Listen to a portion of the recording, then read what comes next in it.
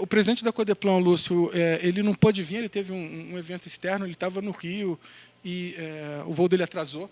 Ele até viria, mas peço desculpas enormes por ele não estar aqui. E, bom, você tem a palavra aí depois a gente abre para perguntas. Obrigado mesmo, Thiago. Tá ótimo. Obrigado, Bruno. Obrigado. Tá, não, claro. Obrigado a todo mundo pelo convite. Então, eu vou falar rapidinho de algumas iniciativas de ciência de dados do governo federal. Então, o que está acontecendo na esfera federal? Vou focar mais nos trabalhos da CGU, porque é onde eu trabalho hoje, então é o que eu conheço mais. Mas vou falar um pouquinho de outros órgãos também. Tá? Então, a ideia é falar um pouquinho do que a gente tem feito e depois, no final, se eu conseguir ser conciso e não me estender muito, falar um pouquinho sobre como é feito. Então, quais são os desafios, as pedras no caminho, as cascas de banana aí que a gente acaba enfrentando quando a gente resolve fazer ciência de dados dentro da administração pública. Essa parte talvez seja meio redundante para vocês, porque vocês já estão fazendo, né? Em geral, eu faço essa apresentação para o órgão que está começando ou que quer começar. Vocês já começaram, então eu acho que não vai ter muita novidade para vocês aqui nessa parte, tá bom? Então, meu nome é Thiago, estou lá na CGU hoje em dia. Deixa eu ver se...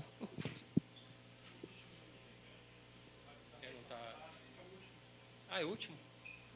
É verdade, faz sentido. Posso pedir para você subir os slides à medida? Porque ele muda, mas ele não muda tudo. Só pegar a bolinha do mouse mesmo. Isso. Beleza. Então, o primeiro trabalho que eu queria mostrar para vocês é o modelo de análise de riscos na administração pública, o MARA.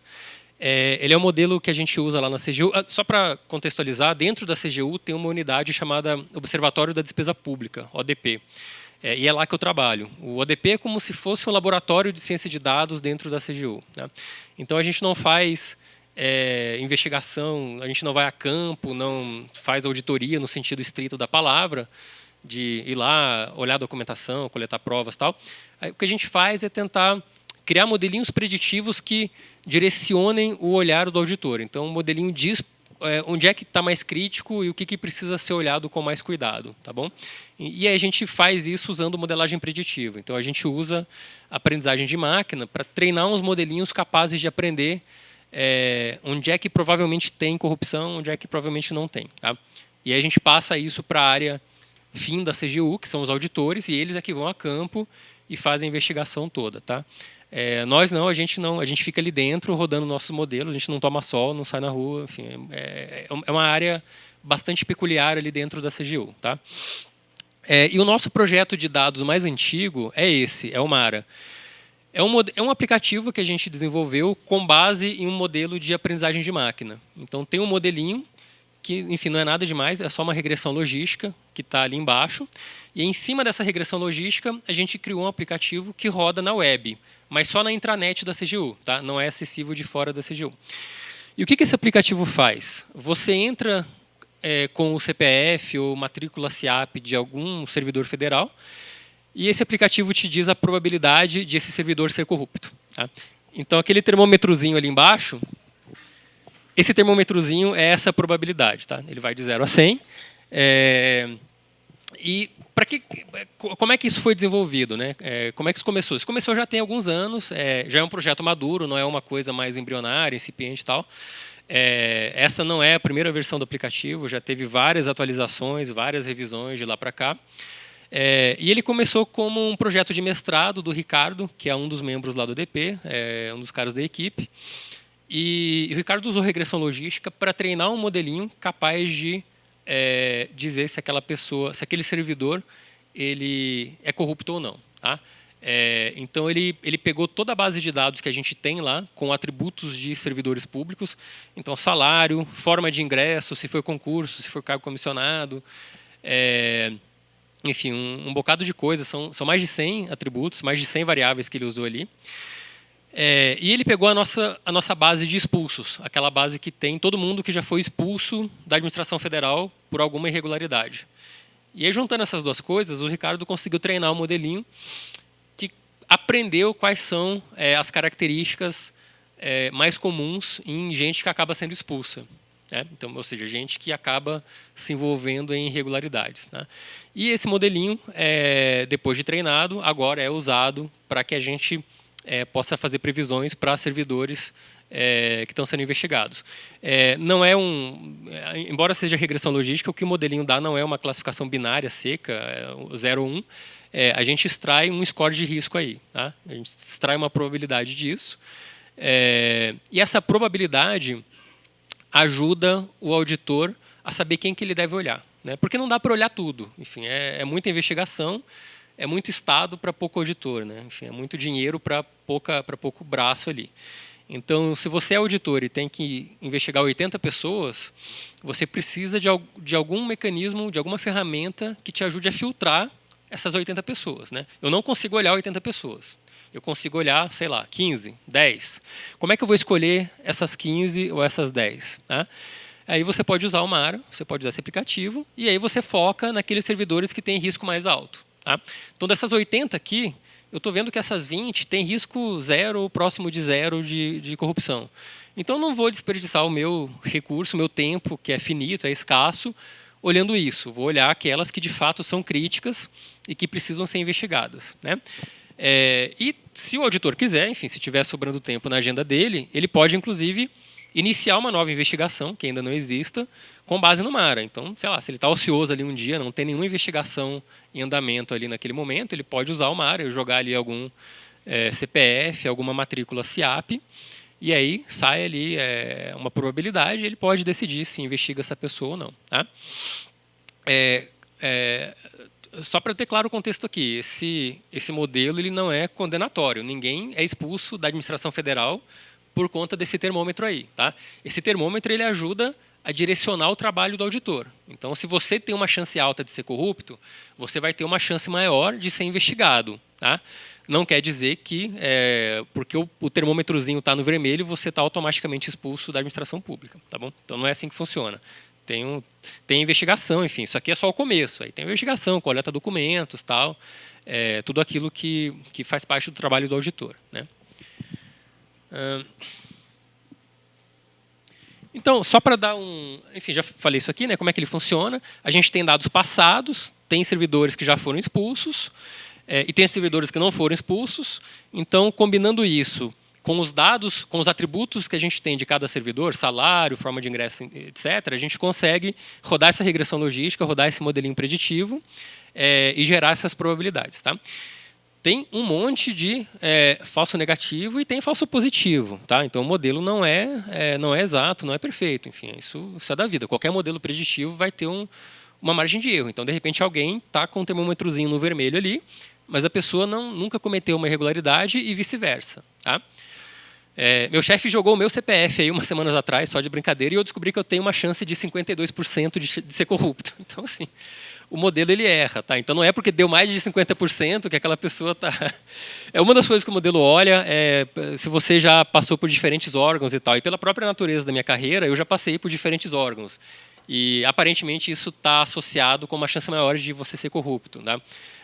Então, ninguém está sendo pré-julgado aqui. Tá bom? Só para deixar isso claro.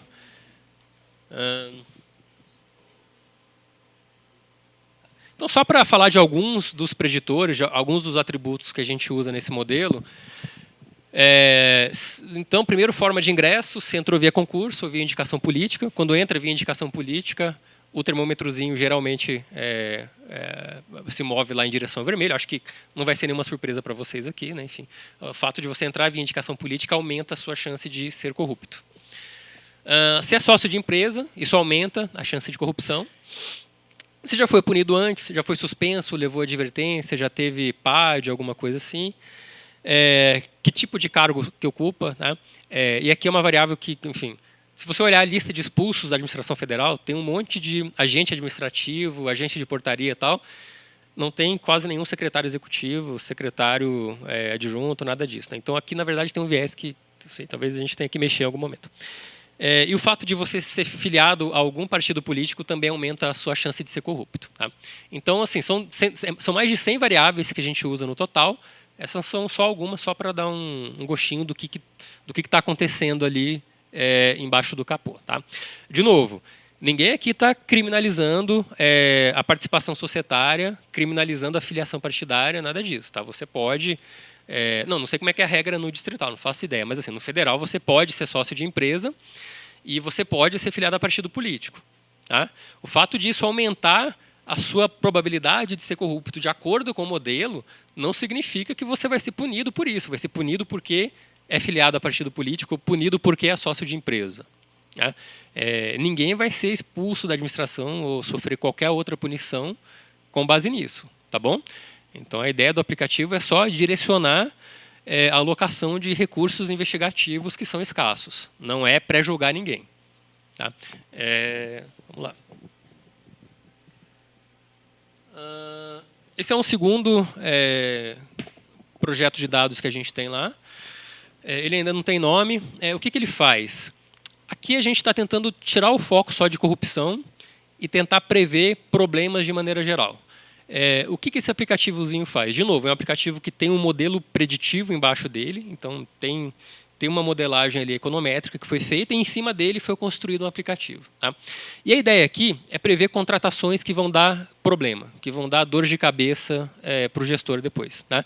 E aí de tudo, desde corrupção, enfim, contratação que depois se revela irregular e aí você, enfim, tem que anular, fazer uma outra tal, até problemas que não têm a ver com corrupção. Então, por exemplo, o governo vai lá, contrata uma construtora para fazer um hospital, mas aí a construtora fecha as portas no meio do caminho e o hospital fica pela metade. Né? Pode não ter nada a ver com corrupção, a empresa foi à falência, enfim, deixou de existir, deixou de operar, mas ainda assim é um problema, né? Para a administração pública, que, enfim, fez um contrato com aquela empresa, provisionou recursos e tal, e agora aquela empresa não existe mais, enfim, vai ter que fazer uma outra contratação, terminar aquela obra que já está começada, tal. Ou o que acontece muito, pelo menos na esfera federal, não sei como é que é com vocês, é a empresa de terceirização que é contratada e ela não paga os funcionários e aí os funcionários judicializam e aquele passivo trabalhista acaba caindo no colo da União. Né? Então a União acaba tendo que encampar aquele passivo trabalhista. E vários outros problemas. Então, a gente queria um modelinho que fosse capaz de prever problemas de maneira geral, tá? Não só problemas relativos à corrupção. Então, a gente seguiu a mesma lógica do Mara. A gente tem a nossa base de contratações públicas lá, a gente sabe tudo que, enfim, quase tudo que já foi contratado pelo governo federal no passado, e a gente sabe, dessas contratações que já aconteceram, a gente sabe quais que deram dor de cabeça, quais que deram problema, né? E a gente tem, para cada contratação, várias características, vários atributos. Então, quantas empresas participaram daquela licitação, a característica de cada uma dessas empresas, tal, e assim por diante. Então, juntando tudo isso, a gente conseguiu criar um modelinho que tem uma acurácia razoável e é capaz de prever com essa acurácia se aquela contratação vai dar problema ou não, se ela vai dar dor de cabeça ou não. Tá? É um trabalho que já começou há alguns anos. Ele começou com uma dissertação de mestrado do Leonardo Salles, que na época era técnico lá, hoje ele é o nosso chefe, ele é o coordenador geral. E esse foi o mestrado dele na UNB. Ele criou esse modelinho e tal. E começou como um modelo com regressão logística, se não me engano era regressão logística também. E aí ele foi sendo melhorado ao longo do tempo e tal. Hoje a gente tem uma parceria com uma universidade americana, que é a Universidade de Rutgers, e eles ajudaram a melhorar o modelo. E hoje, na verdade, é uma rede neural isso aí. Não é mais regressão logística, tem uma rede neural, tem uma arquitetura ali que o Léo usou para conseguir melhorar as previsões, melhorar a quantidade de acertos do modelo. Tá? O que a gente usa de atributo aqui? De novo, aqui também são mais de 100 preditores, são mais de 100 variáveis. Tá? Vou falar só de alguns deles aqui. Então, doação de campanha. A empresa que doa para a campanha tem mais chances de dar problema depois. Acho que ninguém aqui vai estar chocado com isso, né? Não vai ser uma informação surpreendente. Quantos funcionários? Como é que eu acho que nossa, agora me deu um branco, mas eu acho que quanto mais funcionários, menor a chance de dar problema, se eu não me engano. Porque se tem, sei lá, 2 funcionários, aquilo é de repente uma empresa fantasma, tal, enfim, vai fechar. Há quanto tempo existe? Então, quanto mais nova a empresa, maior a chance de dar problema. Né? Não sei como é que é com vocês, mas no federal a gente tem empresas que são criadas na véspera da licitação. Então, no dia anterior, a pessoa vai lá e abre oficialmente aquela empresa. Né? Já a empresa que opera há 10, 15, 20 anos, enfim, pode até ser uma empresa ruim, mas assim, a chance de ela dar dor de cabeça é um pouquinho menor do que da empresa que tem 3 semanas de vida. Quantos lances foram dados naquela licitação? E eu acho que para quem já trabalhou com defesa da concorrência é bastante intuitivo. Quanto mais lances, mais competitivo é aquele mercado, né? Então, de fato, mais honestas mais sérias tendem a ser aquelas empresas. Se teve poucos lances, é um mercado menos competitivo, as empresas não estão muito preocupadas em prestar um bom serviço, talvez, e estão tentando ganhar de outra forma. Aí, tá? Esse é um chute meu. Eu estou criando hipóteses para um mestrado em economia com base nas correlações que a gente encontrou nesse modelo aqui. Tá? Escopo de atividades. Quanto mais atividades aquela empresa exerce, quanto mais produtos e serviços ela fornece, maior a chance de ela dar problema. Tá? Então, a empresa que vende água mineral, material de escritório, abacaxi, banana, papel carbono, ela tem mais chance de dar problema do que a empresa que só vende água mineral. Tá? Então, esse foi um padrão que a gente encontrou. Aí eu deixo para os especialistas em licitação, enfim, explicarem o porquê disso. Eu nunca consegui pensar muito bem uma explicação razoável para isso. Enfim, e tem vários outros preditores que a gente usa lá. Eu estou simplificando um pouco as coisas. Na verdade, são 2 modelos separados. Tem um modelo de risco de contratação e tem um modelo de risco de fornecedor. São 2 modelos distintos que, na verdade, eu estou juntando aqui para simplificar a apresentação. Tá? Mas são 2 coisas diferentes. Enfim, essa é a interface do modelinho hoje. Em vez do termômetro, a gente tem as barrinhas coloridas, mas é a mesma coisa. Tá? Então, quanto mais próximo, quanto mais vermelho ali, pior. Tá bom? É um modelo que ainda está em desenvolvimento. Ele é mais novo do que o Mara, do que aquele primeiro modelo. Ele ainda está mais, enfim, não digo nem em fase beta, mas fase alfa quase. Ele já tem alguns anos, mas ainda está em fase alfa. O que a gente queria fazer com ele em algum momento é plugar esse modelo no sistema de compras da administração federal como um todo. Porque daí o gestor está lá, na hora em que ele está fazendo a licitação, ele já sabe o risco de ter uma dor de cabeça depois. Né? Então, ele já sabe, essa empresa aqui que ganhou tem 90% de chance de me dar algum problema. Então, eu já vou provisionar recursos para um plano B, vou, sei lá, fazer alguma coisa. Ou, se for antes da contratação, eu vou investigar melhor a empresa, vou me certificar de que a documentação toda que ela apresentou, atestado de capacidade técnica e tal, de fato é legítima, faz sentido e tudo. Né? Então, ele consegue se preparar para um cenário ruim aí, talvez até evitar o cenário ruim. Tá? Ainda não dá para desqualificar a empresa da licitação, porque ela tem um risco alto de acordo com o modelo. Né? Enfim, a lei de licitações ela é exaustiva lá nos critérios que ela dispõe. Então, não dá para você virar para a empresa e falar, olha, você ganhou, mas você não vai levar, porque o seu risco, de acordo com esse modelo aqui, XPTO, que a CGU desenvolveu, é de 85%. Né? A empresa vai judicializar isso aí, vai, enfim, entrar com uma ação contra aquele órgão e vai ganhar, porque não tem base legal para a gente desqualificar um fornecedor com base numa rede neural, entendeu? Enfim, então, imagina um juiz julgando esse caso, né? Alguém de direito que, enfim, sei lá, o cara não sabe o que é um desvio padrão, aí você vai explicar, não, mas olha, de acordo com essa rede neural aqui, que, enfim, funciona assim, assim, então não tem a menor chance de prosperar uma desqualificação dessas. Mas, enfim, depois eu falo um pouco mais disso. Então, a versão atual é rede neural, não é mais regressão logística. Em algum momento a gente quer plugar isso, a gente começou a discutir isso muito incipientemente com o Ministério do Planejamento, enfim, a gente tem um contato lá, mas ainda está assim, falta muito tempo para chegar lá. Enfim, para você mexer num sistema de governo, enfim, o sistema de compras ele já existe, enfim, ele é usado já há bastante tempo, tal, mantido pelo SERPRO, e para você fazer qualquer modificação, para você mudar a cor de um botão de um sistema de governo, é um negócio que leva 8 meses, entendeu? Porque, enfim, entra na fila de pedir, entra na fila e tal, não sei o quê, enfim, é um negócio. E aí vem da cor errada quando eles finalmente executam o seu pedido lá. Então, para a gente chegar num estágio em que a gente pluga isso aí no sistema do governo, eu acho que ainda tem um bom caminho pela frente. Né? A gente não está nem próximo disso, eu acho.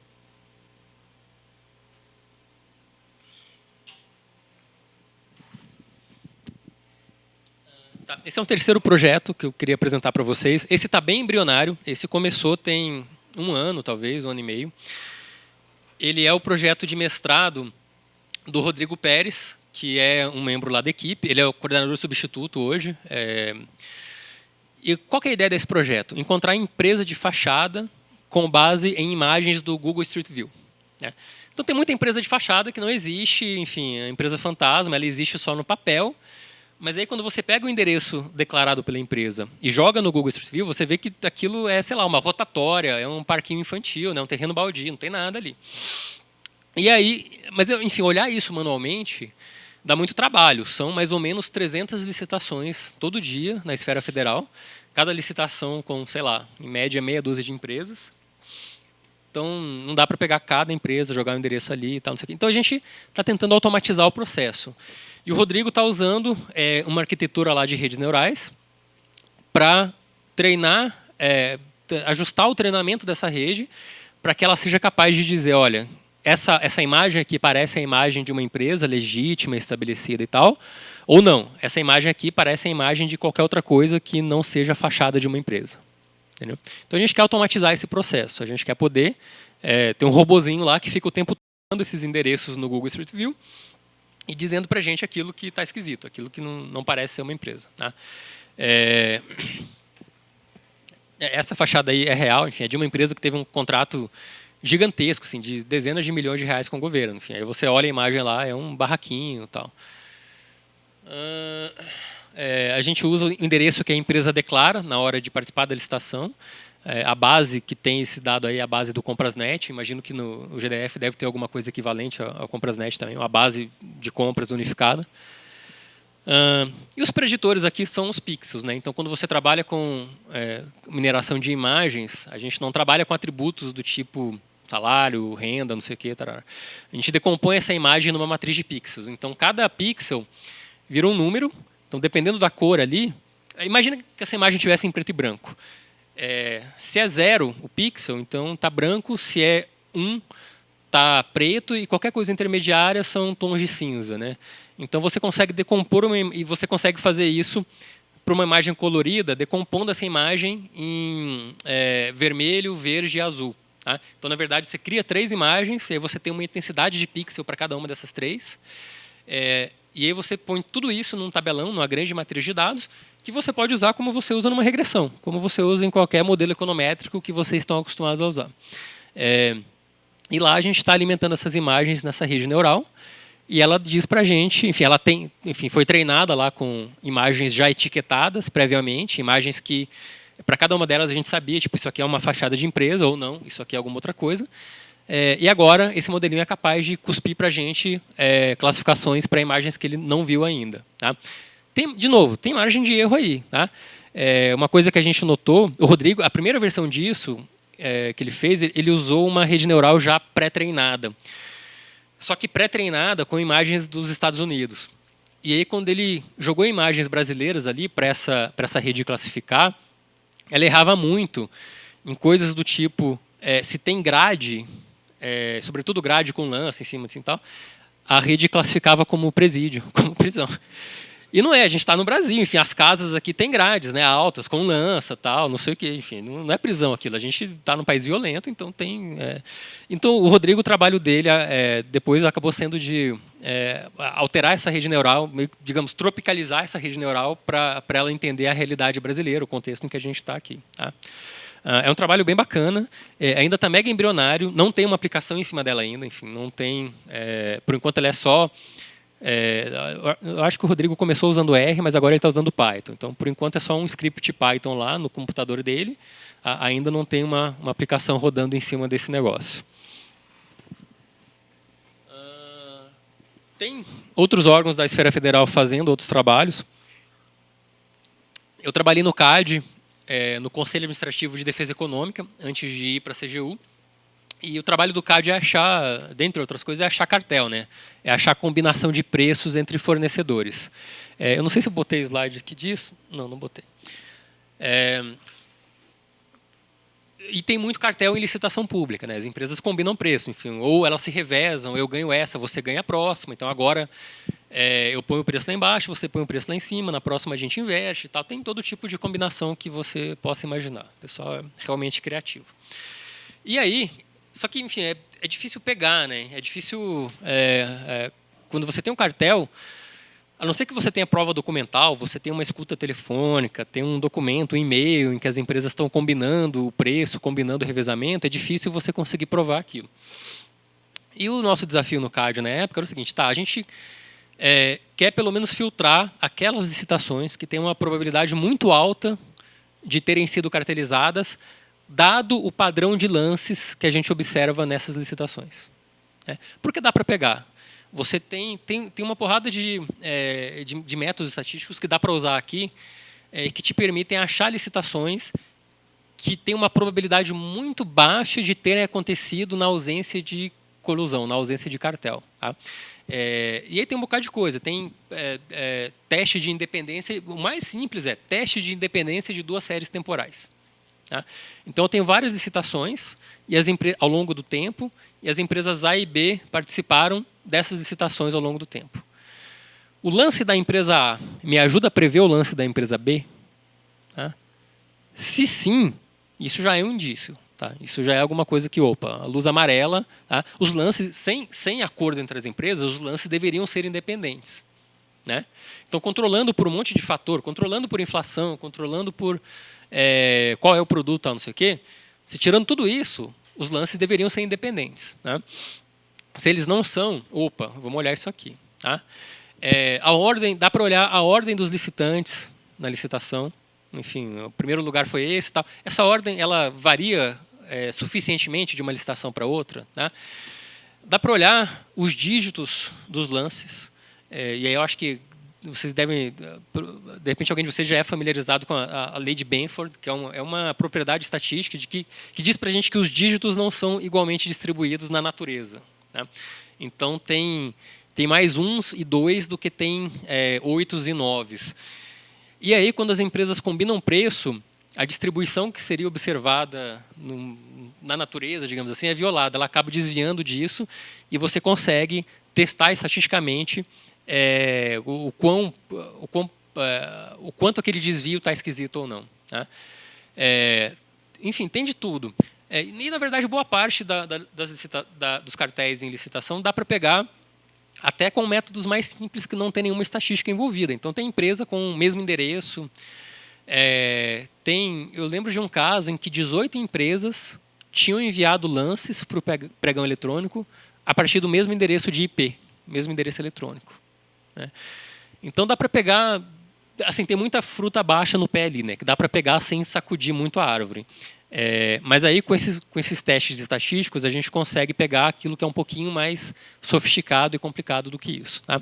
E esse projeto de ciência de dados no CAD, a gente chamava de Projeto Cérebro. Tá? Então, era o nome que eu dei lá para o aplicativo. Eu sou fã de X-Men, enfim, eu pensei no cérebro, aquela máquina do professor Xavier, em que ele entra e ele vê tudo o que está acontecendo. Tá? E, na verdade, o meu objetivo final lá era criar um aplicativo que monitorasse em tempo real.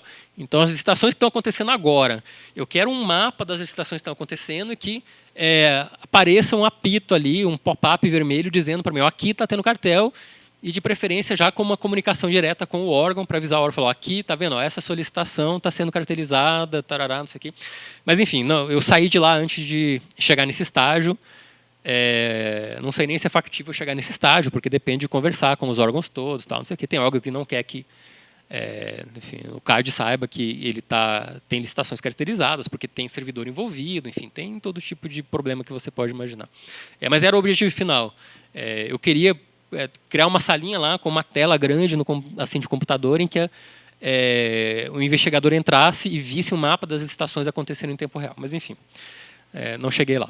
Para não falar só das coisas com que eu trabalhei, eu queria falar um pouquinho de... Enfim, só para citar outros órgãos que também têm trabalhos interessantes de ciência de dados, o TCU tem muita coisa, eles estão fazendo já há bastante tempo, eles têm toda uma área lá que só faz isso hoje em dia. Tem um pessoal muito bom, muito inteligente lá trabalhando nisso. O BNDES começou há menos tempo, mais recentemente, mas já tem um pessoal muito bom lá, muito qualificado fazendo isso. Enfim, Receita Federal. A Receita Federal agora começa a olhar suas fotos nas redes sociais para ver se você tem foto de iate, não sei o quê, em Paris e tal, e você declarou que era isento no imposto de renda. Então, começa a ter esse tipo de controle ali. né? Usando mineração de imagens, usando essas técnicas aí, né? Enfim, não dá para fazer na mão. Tem um pessoal muito bom na Receita trabalhando nisso.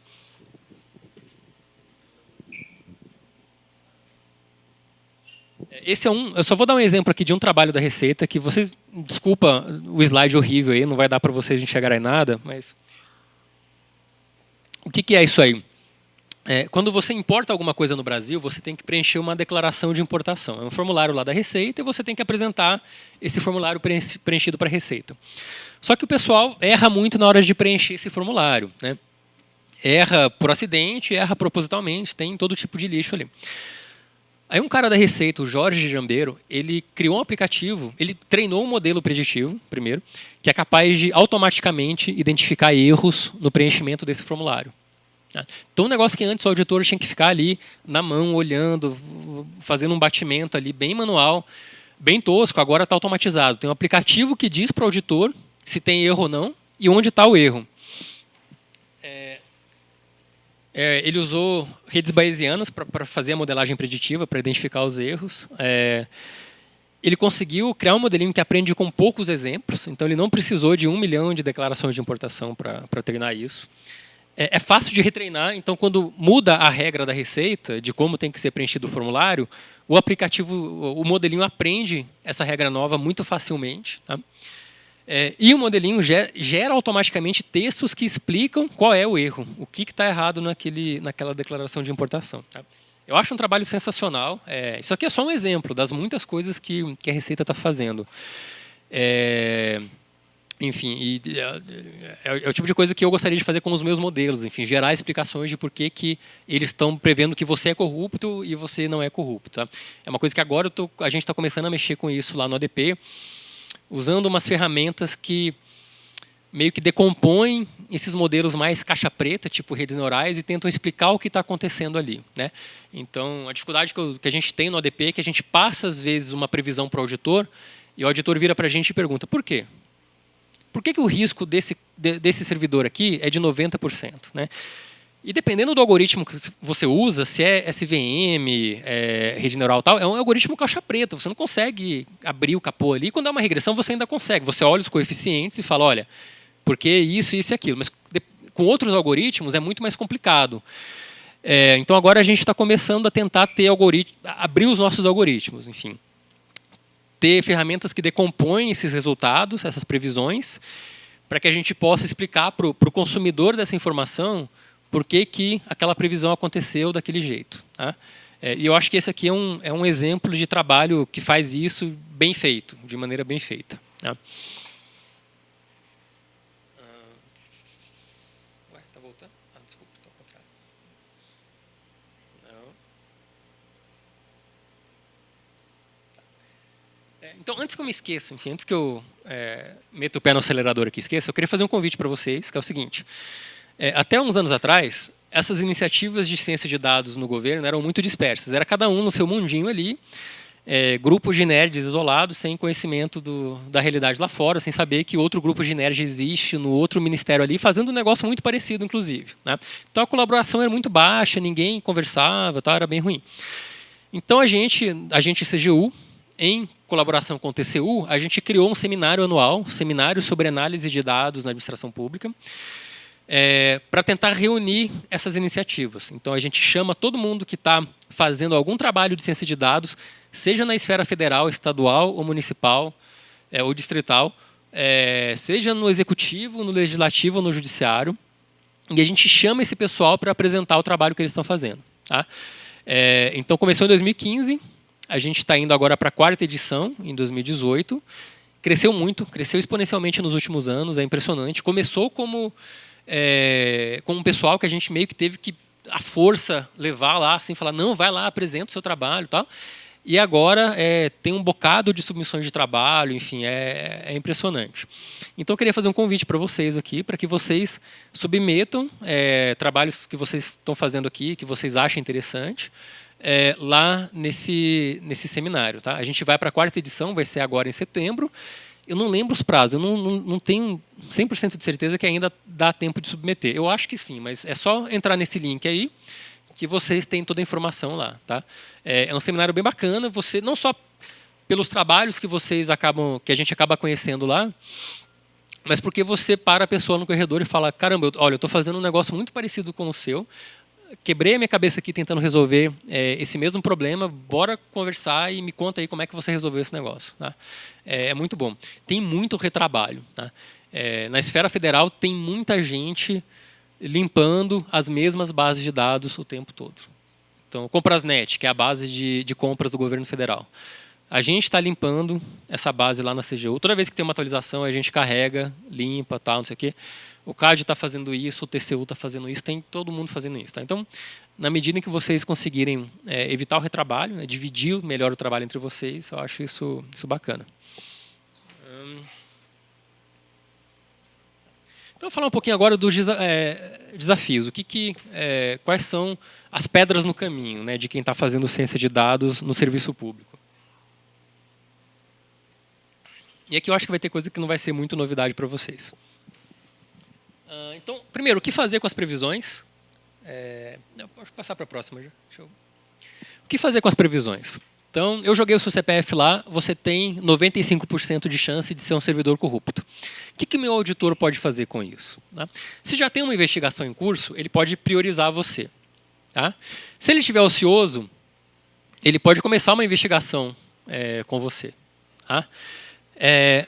Mas meio que acaba aí por enquanto. Tá? Não dá para fazer muito mais que isso.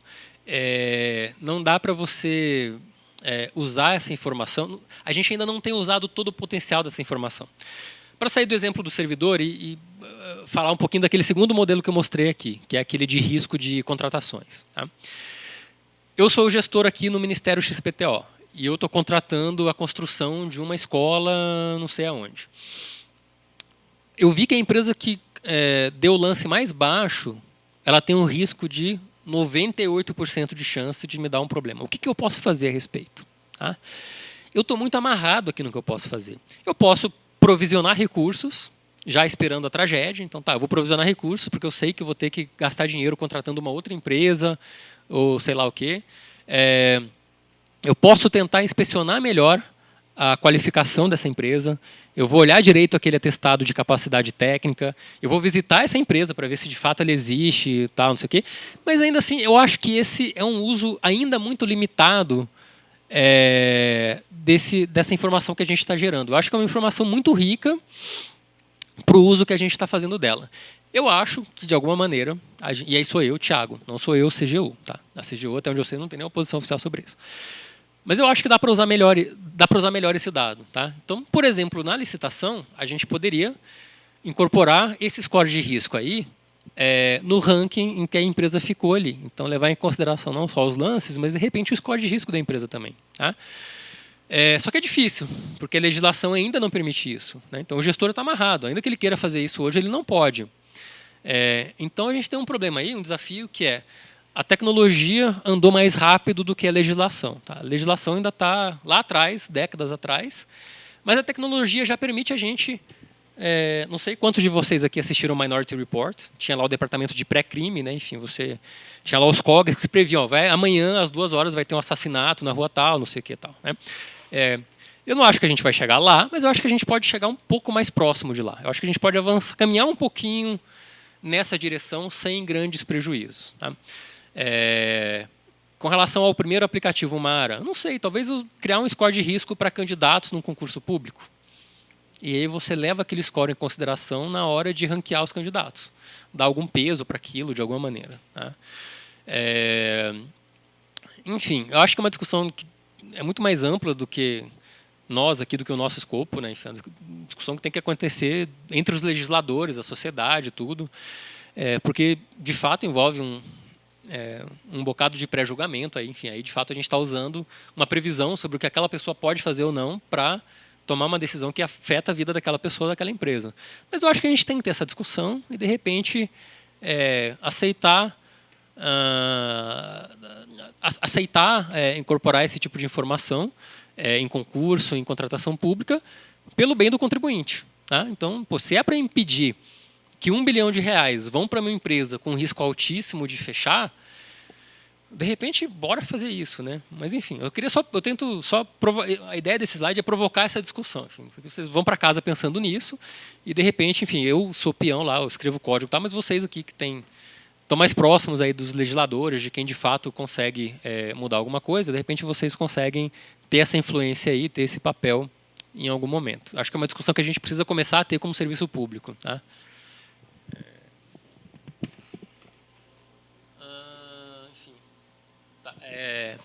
Outro problema é simplesmente a quantidade de previsões. Tá? A gente tem muito mais servidor previsto como corrupto do que a gente consegue investigar. A gente não consegue investigar todo mundo. Tá? A gente tem muito mais licitações previstas como cartelizadas do que a gente consegue investigar. Então, enfim, de alguma maneira a gente tem que decidir o que faz a respeito disso. Tá? Eu sou meio cético com relação à possibilidade de resolver esse problema em definitivo. Eu acho que sobra Estado aqui no Brasil Estado demais para auditor de menos. Não dá para fiscalizar tudo. Eu acho que você tem que ter menos coisa para fiscalizar. Acho que tem que racionalizar a máquina pública aí.